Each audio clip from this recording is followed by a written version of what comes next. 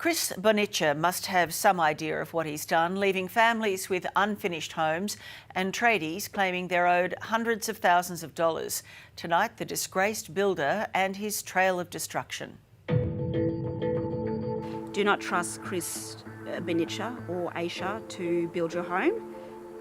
It might look nice on the outside, but it's definitely not a safe house to live in. We definitely didn't get our dream home with Queensland Custom Homes. We definitely got the nightmare.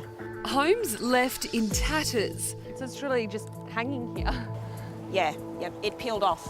So there's not much between that and then the inside. As families are pushed to breaking point. You can only get hit so many times and you run out of money to keep going, don't you?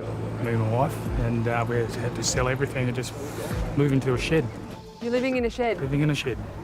Because of this? Because of this. For me and my family, my children, we lost our homes, our horses, had to shut down our business. Tonight, our national building crisis, why homes are being left unfinished when builders go out of business. The families and subcontractors left hundreds of thousands of dollars out of pocket. When we found this block of land, we sat down and sort of drew up our idea on what we wanted, and Chris told us that he could make that happen. So yeah, we were over the moon. Lisa Burke was heavily pregnant with her first child when she and husband Lee signed up with Chris Bonnicia from Queensland Custom Homes.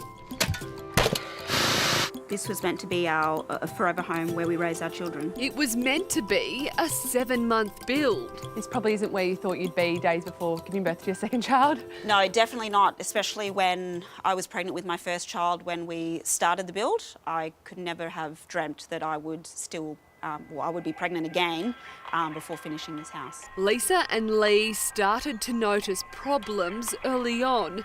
First, no one came to the site for 6 weeks. Then their builder started asking for more cash payments. That red flag brought them to notice the frame of their house was actually crooked. We engaged the plastering company to do the plastering, and they came out on site and they pretty much refused to start to plaster because the walls weren't straight. And they said if we plaster this, it's going to make our work look bad. So that's sort of where it all started to unravel. When Lisa tried to get the builder Chris Bonnicia to fix it, he refused.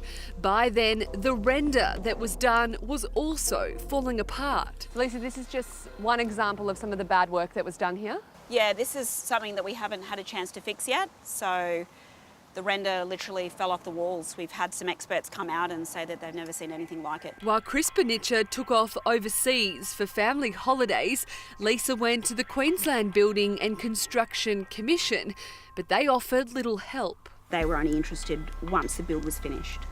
And I told them the extent of the concerns. They pretty much said, well, we don't really get involved until the contract's completed and you finish the build. They were left with no option but to terminate their contract with Chris Bonnicia and Queensland Custom Homes, kicking them off-site.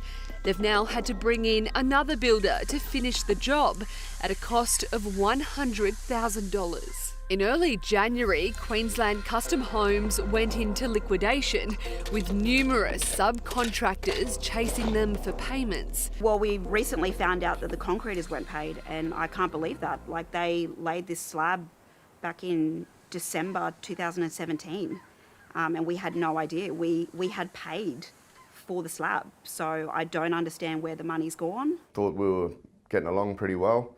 Didn't see it coming at all. Otherwise I wouldn't have done it. Justin Brunton did gyprock work on a number of Chris Bonnicia's builds. He claims he's now owed more than $30,000 and has already spent $10,000 in legal fees trying to get his money. We were unable to pay suppliers. Like, we're still struggling now over it. So, you know, we just got to keep working. It's not the first time Chris Bonnicia has had a building company go under. In 2015, he had Leader Homes, but he knew how to work a loophole in the system. As it started to go bust, he removed himself as director and put his wife Aisha in and renamed it Schumer Racer. He then put the business into liquidation, meaning the QBCC couldn't touch him. That was just months before he bragged about building his own $1.5 million home to the local paper. He had a clean record with the QBCC. There were no reviews up about him. There was nothing to indicate that there should be any concerns. Chris then started up Queensland Custom Homes, but it wasn't long before his tradies like Justin claim he stopped paying them. Lisa posted this review online and was inundated with people with similar complaints. Now the QBCC has cancelled his building licence. We've actually got exclusionary processes underway to try and make sure that Mr Benicia does not operate in the sector for a period of time. The QBCC is under fire for its handling of dozens of builder collapses. Commissioner Brett Bassett says they're working harder than ever to target the big players who leave tradies hundreds of thousands of dollars out of pocket. There are some people, as in every sector, that do the wrong thing. We are focused on weeding those people out so we can get them out of the sector. So far this financial year, 12 building companies have gone under. Since 2013, there's been 50 major collapses, leaving $500 million owed to over 7,000 subcontractors. Over 60,000. 6 million. 72,000. 1.35. $500,000. 350,000. 200,000. It's definitely a crisis. Definitely things have got to change. Too many good, honest people are getting ripped off. These contractors have no choice but to try and work through the loss, but say all the talk of tougher laws mean nothing unless they're acted on. Every day is like going to battle. If people start being prosecuted and people go to jail, this stops happening. Lisa is hoping her home will now be finished in a matter of weeks and she can finally bring both her babies home. She just hopes no one else has to go through the same thing. There needs to be a stronger process in place for complaints that come in during construction. You can't look at a structural problem when a house is completed. If you've had a similar experience with Chris Benicia, please get in touch. Our email address is on your screen now, or just give us a call.